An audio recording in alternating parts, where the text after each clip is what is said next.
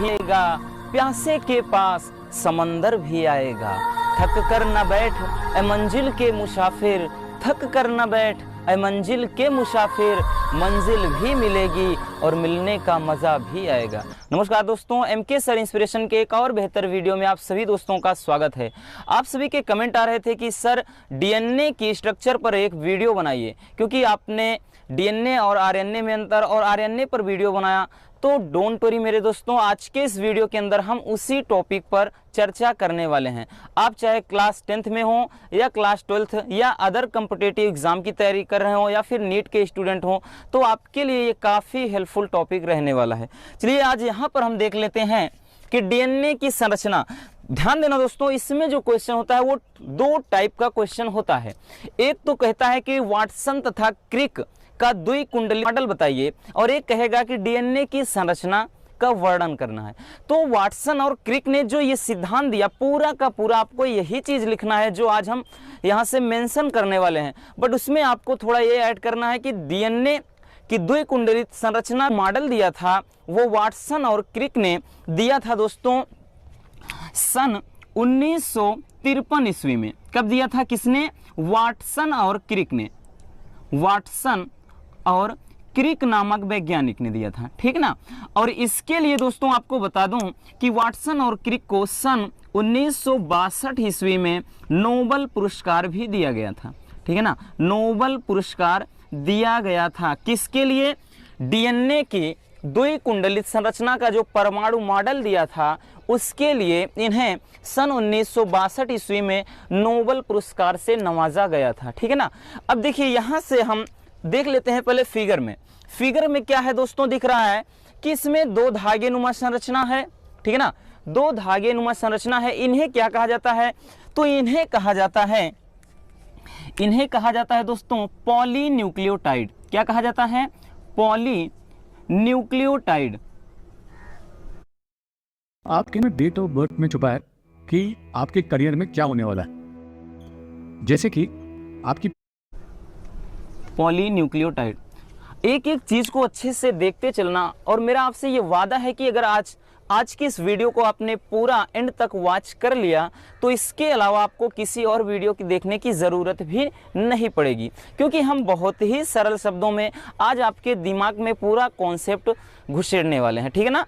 चलिए यहाँ से हमने क्या बताया कि जो दो धागे नुमा संरचना होती है उन्हें क्या कहा जाता है? पॉलीन्यूक्लियोटाइड। और इसी से DNA अणु का निर्माण होता है। और इसके बीच में दोस्तों ये जो ATGC ये दिखाई पड़ रहा है, इसे कहते हैं नाइट्रोजन क्षार। क्या कहते हैं? ये होते हैं नाइट्रोजन बेस, ठीक है ना। ये जो होते हैं दोस्तों इसे कहते हैं नाइट्रोजन क्षार। नाइट्रोजन क्षार होते हैं, ठीक है ना। और इसमें जो P+S इस धागे में दिखाई पड़ रहा है, ये क्या है दोस्तों? तो इसे कहा जाता है, एक तो है फास्फेट ग्रुप, P यानी फास्फेट ग्रुप, और दूसरा जो S है वो क्या है? शर्करा, ठीक है ना, डीऑक्सीराइबोस शर्करा। ये रहा यहां से इसका क्या है? नामांकन, ठीक ना। अब ध्यान देना दोस्तों, इसमें जो संरचना में आपको लिखना क्या है, तो चलिए इधर देखते हैं। क्या है कि प्रत्येक DNA अणु 3 घटक से मिलकर बना होता है। अब 3 घटक कौन कौन से होते हैं? पहला घटक क्या होता है? डीऑक्सीराइबोस शर्करा, जो आपको यहाँ पर दिखाई पड़ रही है, भी हमने लिखा ना, डीऑक्सीराइबोस शर्करा। दूसरा फास्फेट ग्रुप, ठीक है ना, फास्फेट ग्रुप। और तीसरा जो होता है नाइट्रोजन क्षार। इन्हीं 3 घटक से DNA अणु का निर्माण होता है।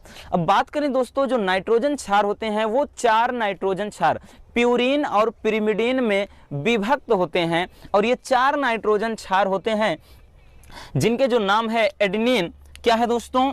एडेनिन, ठीक है, ग्वानिन और साइटोसिन, और एक होता है थाइमिन, ठीक। लेकिन ध्यान देना, ये जो थाइमिन होता है दोस्तों, RNA में इसी थाइमिन के स्थान पर यूरेसिल क्षार होता है। इतना आपको रिमेंबर करना है, ठीक है ना। क्या होता है? RNA में यूरेसिल क्षार पाया जाता है। किसके स्थान पर? थाइमिन के स्थान पर। चलिए अब आगे देखते हैं। जो इसकी संरचना है दोस्तों, इसमें लिखना क्या है? तो ध्यानपूर्वक समझना कि डीएनए का जो प्रत्येक अणु होता है 2 पॉलीन्यूक्लियोटाइड श्रृंखला का बना होता है। अभी आपने देखा ना, इसमें 2 पॉलीन्यूक्लियोटाइड श्रृंखला का ये बना होता है, यानी 2 पॉलीन्यूक्लियोटाइड श्रृंखला का ये बना होता है। और इनका जो क्या होता है, डायमीटर होता है, यानी व्यास होता है दोस्तों, वो कितना होता है, लगभग 20 एंगस्ट्रॉम होता है। मीटर में कन्वर्ट करना चाहेंगे तो हम लिख सकते हैं 20 × 10 की घात -10 ये मीटर, क्योंकि 1 एंगस्ट्रॉम में 10 की घात -10 मीटर होता है। तो इनके बीच का जो व्यास होता है, यानी दूरी होती है, वो कितना, लगभग 20 एंगस्ट्रॉम होता है। ठीक ना, इतना क्लियर हो गया। चलिए अगला देखना है दोस्तों। अगला इसमें क्या करना है कि प्रत्येक पॉलीन्यूक्लियोटाइड श्रृंखला, यानी क्या होता है, प्रत्येक पॉलीन्यूक्लियोटाइड श्रृंखला में फास्फेट तथा शर्करा ग्रुप क्या होते हैं, एकांतर क्रम में जुड़े होते हैं। अभी आपने देखा ना, इसमें जो क्या है P+S जो जुड़े हैं वो क्या है, फास्फेट ग्रुप और क्या है, शर्करा। तो अगला यहां से, और ध्यान देना, फास्फेट समूह एक तरफ की शर्करा से 5' कार्बन और दूसरे तरफ के 3' कार्बन से जुड़ा होता है, जैसा कि आपको फिगर में दिखाई पड़ रहा है। ठीक है ना। और अगली इसमें जो बात होती है दोस्तों, वो क्या है कि इसमें दोनों पॉलीन्यूक्लियोटाइड श्रृंखला नाइट्रोजन क्षार द्वारा जुड़े होते हैं, जैसा कि आपको बीच में दिखाई पड़ रहे हैं।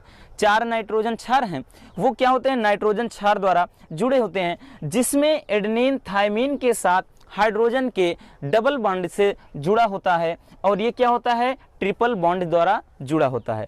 यानी एडेनिन क्या होता है, थायमीन के साथ हाइड्रोजन के डबल बॉन्ड से, यानी द्विबंध से जुड़ा होता है। और ग्वानिन जो क्षार होता है दोस्तों, वो साइटोसिन के त्रिबॉन्ड, यानी यहाँ से त्रिबंध द्वारा जुड़ा होता है। तो वही चीज हमने लिखा है ना, क्या है कि दोनों पॉलीन्यूक्लियोटाइड श्रृंखला नाइट्रोजन क्षार द्वारा जुड़े होते हैं, जिसमें एडेनिन थायमीन से हाइड्रोजन के द्विबंध तथा जो ग्वानिन होता है साइटोसिन से हाइड्रोजन के त्रिबंध से जुड़ा होता है। ठीक ना, इतनी क्लियर होगी चीजें।